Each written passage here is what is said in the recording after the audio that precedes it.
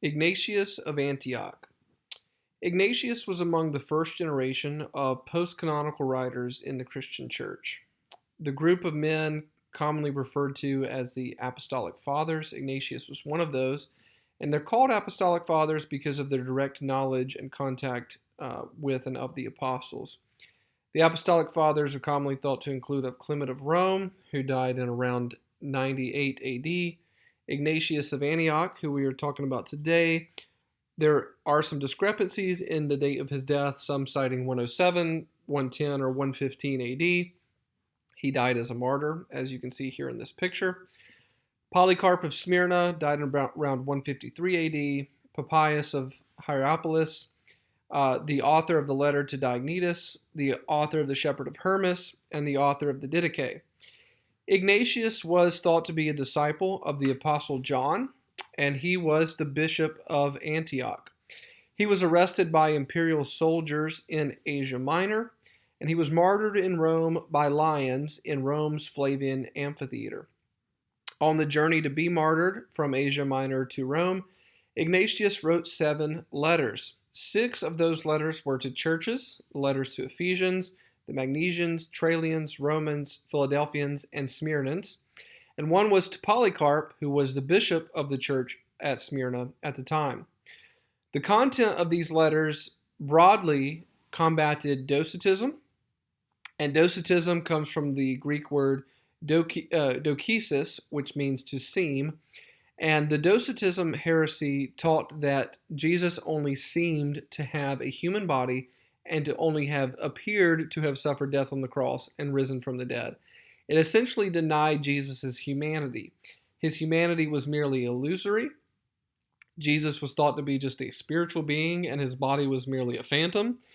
And Docetism was more broadly a specific expression of the broader Gnostic heresy.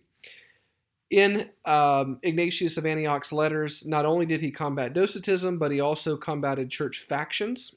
One of the big things that Ignatius of Antioch stressed was the importance of unity in the local church.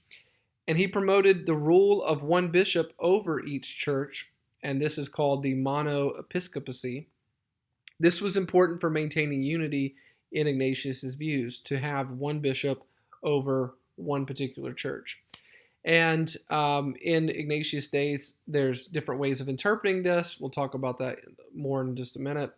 But clearly Ignatius also talks about the presbyter or presbyteros and also deacon. And so he does have an idea of those offices.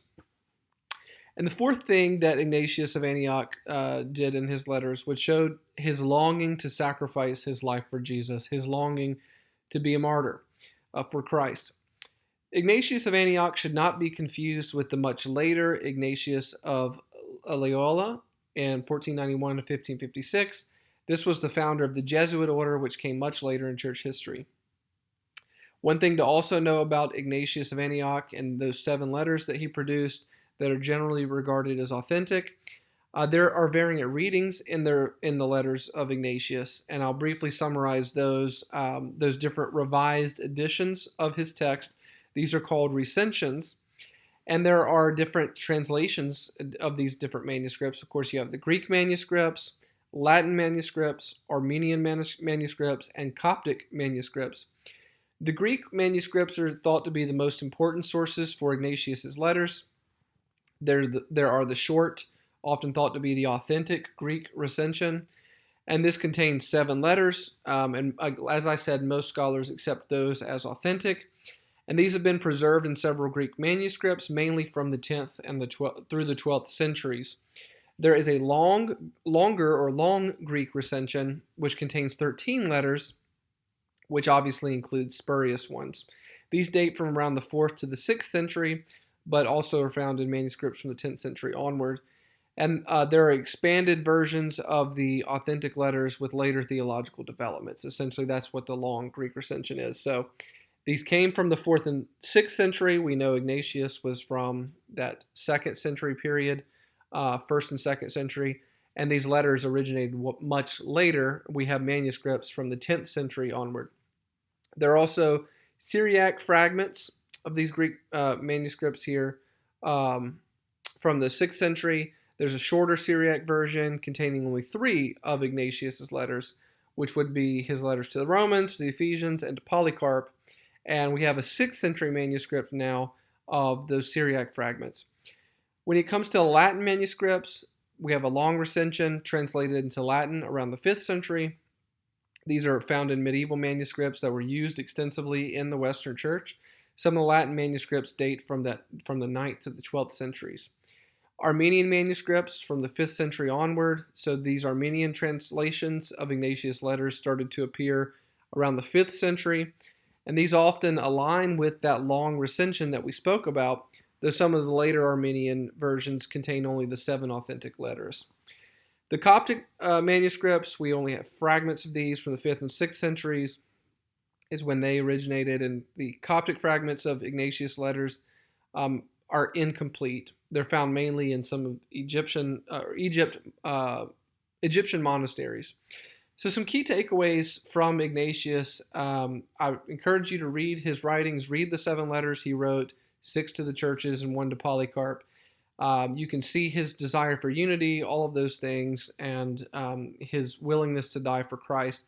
So I think some key takeaways from Ignatius of Antioch that all branches of Christianity can take away from him is that we can appreciate his defense of the Christian faith against heresies like Docetism that would deny the humanity of Christ. I think we can also appreciate Ignatius's desire for unity in Christ's church. So we may not agree with some of the other things that Ignatius taught, or we may have a slightly different interpretation depending on what tradition you're coming from, but we can appreciate his desire for unity in Christ's church. I think all of us want unity in Christ's church. We can also appreciate the fact that he was willing to die for Christ. And when it came down to it, Ignatius was willing to suffer for Christ. And how many of us could say that we truly are willing to suffer for Christ, and if it came down to it, to be able to die for him, as many people who profess the name of Christ won't even live for him.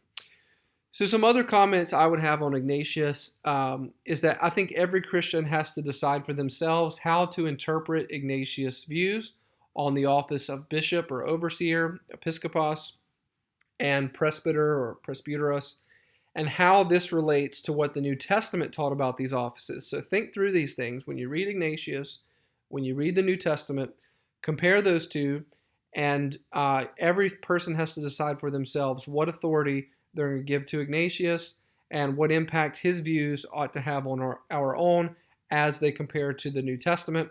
How are we to interpret what he said?